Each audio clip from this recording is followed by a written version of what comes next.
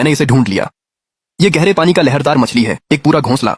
वाकई में यह लहरदार मछली है, ये समुद्र की शान है। सिर्फ एक ही आधे साल की कमाई के बराबर है। लेकिन यह मछली बहुत चालाक है। ये तंग दरारों में घुस जाती है और इसे पकड़ने का कोई तरीका नहीं है। आज ये बचकर नहीं जाएंगे। चाचा देंग, ऊपर निगरानी रखना। अगर मैं रस्सी को 3 बार खींचूं तो विंच को पूरी ताकत पर चला देना।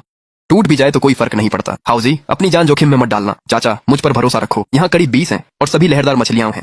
हर एक का वजन कम से कम 5 किलो है। हाउजी, मुझे चुटकी काटो। क्या मैं सपना देख रहा हूँ? चाचा देंग, इतनी बड़ी जंगली लहरदार मछली के लिए होटल कम से कम आधा किलो के 3,000 देते हैं। 10 मछलियां मतलब 50 किलो।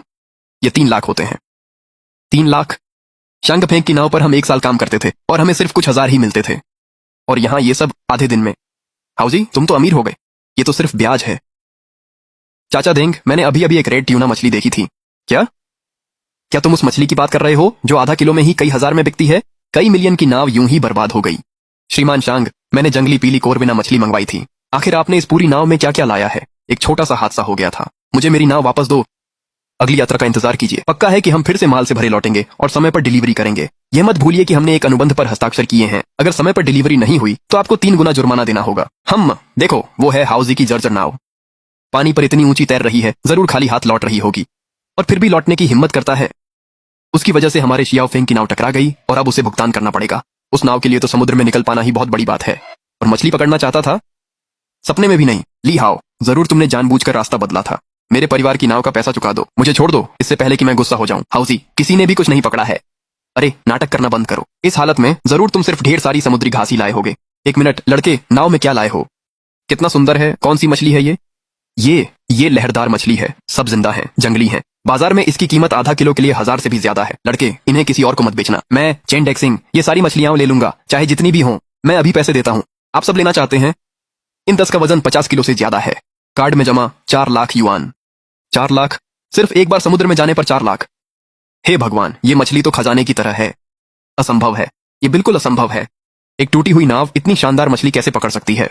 अब से अगर तुम्हारे पास ऐसी क्वालिटी का माल हो तो मैं तुम्हारा सारा माल खरीद लूंगा। मैं तुम्हें इस क्षेत्र की सबसे ऊंची कीमत दूंगा। मेरा कार्ड रख लो। आज से तुम मेरे लिए वीआईपी ग्राहक हो। चेन, आप मुझे शर्मिंदा ना करें। बस मेरी किस्मत अच्छी थी। किस्मत? हाँ, जरूर, ये किस्मत ही थी। मिस्टर चेन, पहले वह मेरे जहाज का एक साधारण मजदूर था। जरूर उसने कोई गंदा चाल चली होगी। झांग फेंक, अगर तुम्हारे पास उसकी आधी भी किस्मत होती तो तुम 3 मिलियन की नई नाव को चट्टान से नहीं टकराते। व्यापार में सिर्फ नतीजे मायने रखते हैं। ली हाओ ने खजाना लाया है और तुम सिर्फ 4 छोटी मछलियां और झींगे लेकर आए हो। हाउजी, ये बहुत ज्यादा है। चाचा देंग, ये तुम्हारा हिस्सा है। ये पहले सफर की बंटवारा राशि है। मैंने तो सिर्फ 20,000 युआन लगाए थे और एक बार तुम्हारे साथ समुद्र गया था। और अब तुम मुझे 2 लाख दे रहे हो? नहीं, ये सही नहीं है। मैं इसे स्वीकार नहीं कर सकता। हे भगवान, आधे दिन में 2 लाख का बंटवारा। बूढ़े देंग, तुम्हारी तो किस्मत ही चमक गई है। चाचा देंग, जब पूरा गांव मेरा मजाक उड़ाता था और मुझे पागल कहता था, तब सिर्फ आपने ही अपनी रिटायरमेंट की जमा पूंजी मुझ पर दांव लगाने की हिम्मत दिखाई थी। मेरे लिए वे 20,000 2 मिलियन के बराबर है। इसे स्वीकार कर लो। इसके अलावा हमें अपनी नाव में और भी ताकतवर इंजन लगाना है। ली हाओ, क्या अब तुम हमें परिवार नहीं मानते? यह पैसा हमारे झांग परिवार का है। तुम एक अजनबी को पैसे दे रहे हो, लेकिन वह पैसा तो तुम्हें हमारी नाव की मरम्मत के लिए बचाकर रखना चाहिए था। यह पैसा मैंने खुद कमाया है। मैं इसे कैसे इस्तेमाल करूं, ये मेरा मामला है। चाचा देंग, चलिए। हाउजी, तुम्हारे भाई ने पहले ही सोच लिया है। पहले मुझसे गलती हो गई थी, लेकिन वह इसलिए थी क्योंकि मुझ पर बहुत दबाव था। देखो कितना खतरनाक है कि तुम अकेले उस पुरानी नाव के साथ निकलते हो। वह बूढ़ा देंग कोई साफ सुथरा आदमी नहीं है। उसके बहकावे में मत आना। अपने भाई की फिर से मदद करो और मैं तुम्हें यह दूंगा, सालाना 5 लाख।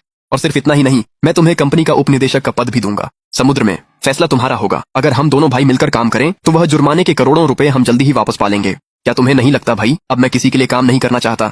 किसी और को ढूंढ लो। ली हाओ, एहसान फरामोश मत बनो। पूरे मछुआरे गांव में मेरे अलावा और कौन तुम्हें इतनी बड़ी तनख्वाह दे सकता है? तुम्हारी टूटी फूटी नाव एक बार में कितना कमा सकती है? मैं तुम्हारी मदद इसलिए कर रहा हूं क्योंकि हम परिवार हैं।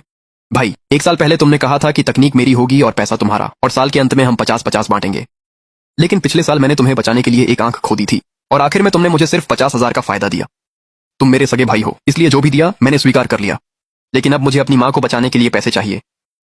कल दोपहर में एक बार समुद्र में गया और 4 लाख कमा लिए। पिछले साल का बंटवारा तो आधे दिन की कमाई के बराबर भी नहीं है। भाई, मैं ये काम स्वीकार नहीं कर सकता। ली हाओ, ये ऐसे ही नहीं रहेगा। झांग फेंक, सिर्फ 3 दिन बचे हैं। अगर मुझे वो 100 किलो पहली दर्जे की जंगली पीली कॉर्बिना मछली नहीं मिली जो मैंने मांगी थी, तो तुम जुर्माना नहीं चुका पाओगे। मिस्टर चेन, ये ली हाओ ने किया था। उसी ने किया। उसने मेरी नाव टकरा दी और मुझे मछली पकड़ने से रोक दिया। मैं अभी अभी अस्पताल गया था ली हाओ से मिलने और मैंने उसके साथ एक सौदा भी किया है। 3 दिनों में वह मुझे एक चमत्कार देगा। और तुम अगर अनुबंध की समय सीमा पार कर गए तो परिणाम तुम्हें पता है। क्या सिर्फ जंगली पीली कॉर्बिना मछली ही तो है?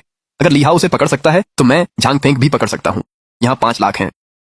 जो भी मेरे साथ काले ड्रैगन की खाड़ी में जाएगा वही इस पैसे में हिस्सा पाएगा।